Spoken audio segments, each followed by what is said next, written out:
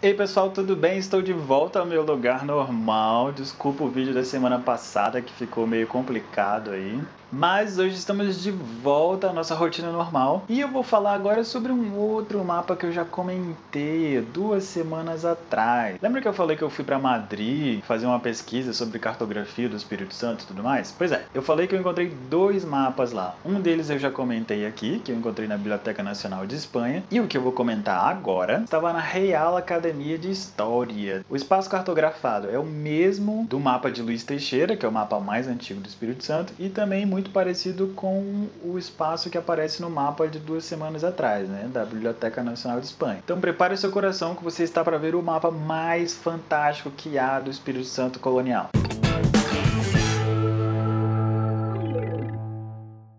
Pronto! Gente, esse mapa é um impressionante trabalho de mapeamento das vilas de Vitória e Vila Velha no Espírito Santo no século XVII. Ele é um mapa avulso, ou seja, ele não está num atlas nem nada assim, mas em algum período ele chegou a ser costurado junto com outros mapas soltos também, e hoje eles foram separados novamente, estão guardados bonitinhos e digitalizados. Se você quiser, é só chegar na internet que você encontra lá. Sua autoria é desconhecida, sua data também é desconhecida, mas a gente tem umas previsões aí. Normalmente o pessoal acredita que ele é do início do século XVII, entre 1608 e 1612. E agora vamos dar uma olhadinha por cima aí, olha aí a imagem. Gente, então como vocês conseguem ver, ó, ele tem aí um cartucho muito bonito aí no meio, né, todo enfeitado e tudo mais, com o título do mapa, Capitania do Espírito Santo. E há uma coisa também muito interessante nesse mapa, que não costuma acontecer, né, nos mapas do Espírito Santo, que é esse navio aí bem em frente à Vila de Vitória, né? Se você olhar de pertinho, você consegue ver, ó, que a âncora dele está abaixada, por exemplo, e entre esse navio e a vila tem um botezinho, né? Dá pra ver, inclusive, pessoas remando ali no bote. É muito engraçado isso, que, como eu falei, não é muito comum. É legal porque dá uma certa movimentação pro mapa, né? Dá uma vida, você consegue ver que as pessoas fazem coisas, né? E parece ter uma relação comercial aí também. E aí, pela primeira vez, a cartografia realmente se aproxima do formato real da Ilha de Vitória nesse período, né, no século XVII. Os outros mapas que a gente viu eram meio fantasiosos, assim, e esse daqui já tem uma semelhança, realmente. A gente pode comparar, por exemplo, essa imagem desse mapa com a imagem de Vitória antes dos ateus, né, pra gente ter uma ideia de como Vitória era, né, alguns anos atrás. E aí, gente, existe um catálogo da cartografia histórica portuguesa, feita por uma pesquisadora chamada Carmen Manso Porto, que é muito interessante, que fala um pouquinho sobre esse mapa. Um pouquinho não, um pocão, né, comparado com o que a gente encontra escrito sobre outros mapas por aí. Eu vou usar o texto dela como base para a gente ter uma ideia de como estrangeiros, né, como alguém de fora, ou um pesquisador realmente, enxerga, como ele olha, o que interessa para ele quando ele vê um mapa como esse. Vamos lá. Carta Náutica da Capitania do Espírito Santo, ao sudeste do Brasil, fundada em 1534. É um pequeno equívoco aí, né? Como a gente viu, 1534 é quando a capitania doada a Vasco Fernandes Coutinho. Na Baía de Vitória e de sua cidade, fundada em 1550, olha que interessante também, e sede da capitania, se distinguem em perspectiva a Igreja Matriz, sim, São Bento, a Misericórdia, São Francisco e Santiago da Companhia de Jesus. Então a gente tem 5 igrejas aí na Vila de Vitória, né? E é interessante realmente que o mapa só destaque as igrejas, né? Você não tem nomes de outras coisas, você não tem Câmara, você não tem um presídio, você não tem o Pelourinho. Não, o que aparece no mapa são igrejas. E agora vamos dar uma olhadinha de perto aí, gente, na Ilha de Vitória, aproveitando o que a gente leu agora da Carmen Porto, vamos aproximar um pouquinho e comentar o que a gente consegue ver. Dá pra gente perceber que ela é muito detalhada, né? Você consegue perceber praticamente os traçados das ruas, entre as casas, né, e tudo mais. E se a gente comparar com o mapa atual de Vitória também, dá pra perceber que não é tão diferente assim, né? Os caminhos são muito próximos. E aí no mapa a gente tem a igreja igreja matriz, que é onde hoje é a Catedral de Vitória, né? A igreja matriz já era dedicada a Nossa Senhora da Vitória desde sua fundação. Essa igreja inicial foi destruída, né, e reconstruída com o passar dos anos. Então essa igreja que a gente tem hoje lá não tem restos, né, dessa construção antiga, mas fica no mesmo lugar e tem a mesma devoção, né, a Nossa Senhora da Vitória. São Francisco é o convento de São Francisco. A gente sabe que ele ainda existe, fica lá no Altão, né,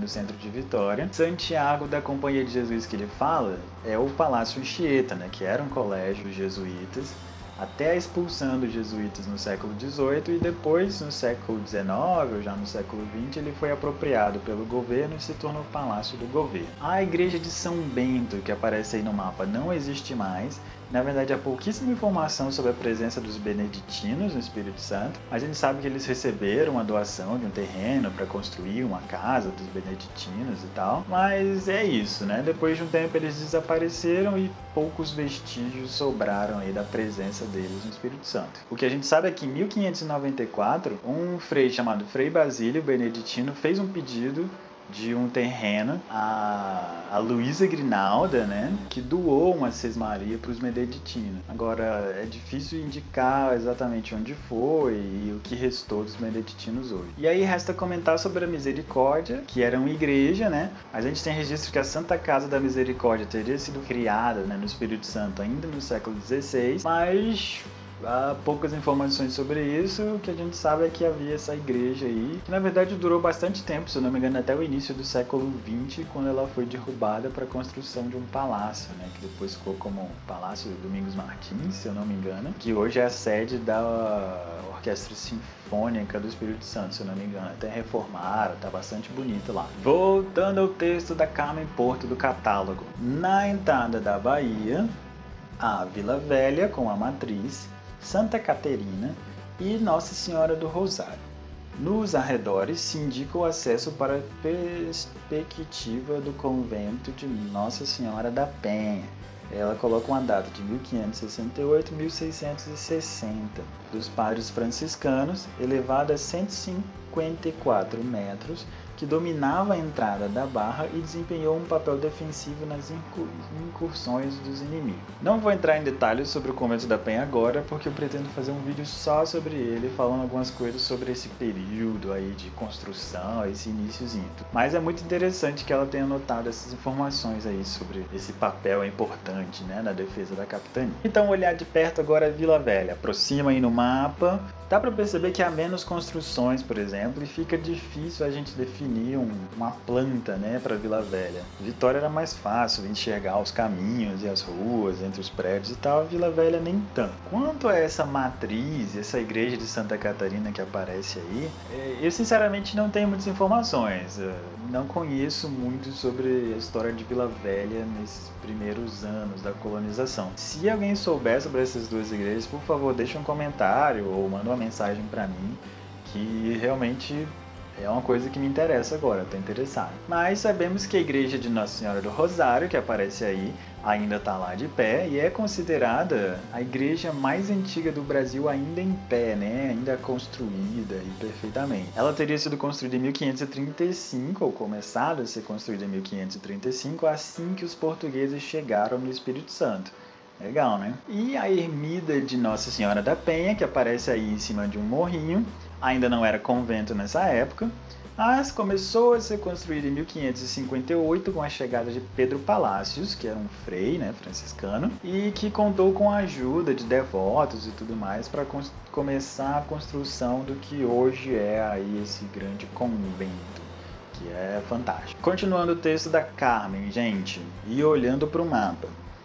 Flanqueando a Bahia se situam os fortes de São Marcos e São Miguel, que protegem a capitania. Em frente à cidade há um navio e uma embarcação de remo. Junto a eles, a Ilha do Homem Santo. Do outro lado se identificam Pão d'Açúcar, né? E aí tem Parfiguração, não entendo, sinceramente.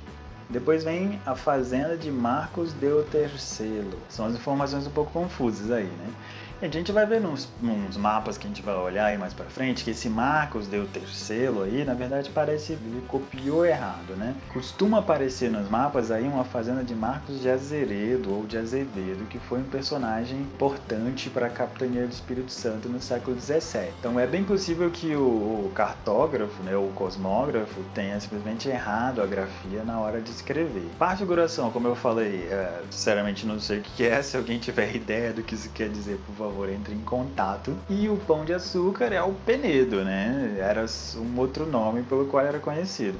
Esse nome, eu já comentei em algum outro vídeo aí no passado, era um nome comum para esse tipo de morro, né? Esse formatinho de conezinho, por causa do famoso Pão de Açúcar, né?